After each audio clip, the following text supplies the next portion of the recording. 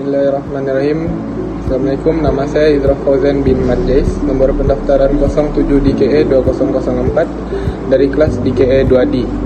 Saya akan membentangkan tajuk ibadah memantapkan keimanan dalam subjek MPU 23052.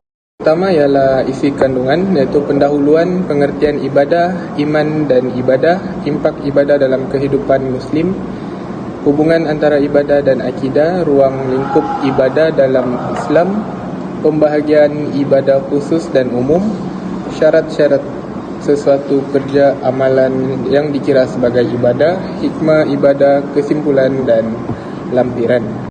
Islam adalah agama yang dibawa oleh Nabi mulia yang mempunyai akhlak terpuji, iaitu Nabi kita Muhammad bin Abdullah sebagai penutup para Nabi dan Rasul. Dan ibadah dari segi bahasa bermaksud merendahkan diri, tunduk, patuh, taat dan menghina diri dan memperhambakan diri kepada Allah Subhanahu wa taala. Dari segi istilah pula, merendahkan diri sepenuhnya kepada Allah Subhanahu wa taala. Ibadah sebagai ubudiyah, iaitu pengabdian kepada Allah Subhanahu wa taala dan ketaatan.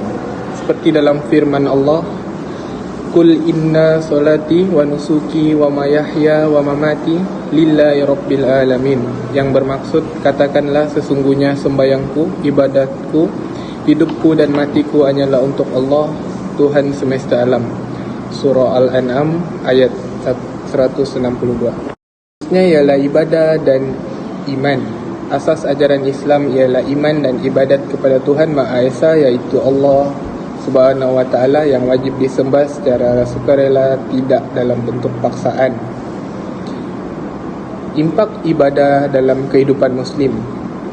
Secara keseluruhan, ibadah dalam Islam sama ada ibadah khusus ataupun ibadah umum, yang pastinya ia memberi kesan yang positif kepada insan untuk kehidupan mereka sebagai individu, kehidupan bermasyarakat dan bernegara. Ibadah solat dalam kehidupan Muslim. Yang pertama ialah solat mendisiplinkan diri seseorang, menjadikan hidup teratur dan sistematik, dan menjadikan seseorang rendah hati. Seterusnya ialah impak ibadah puasa dalam kehidupan Muslim.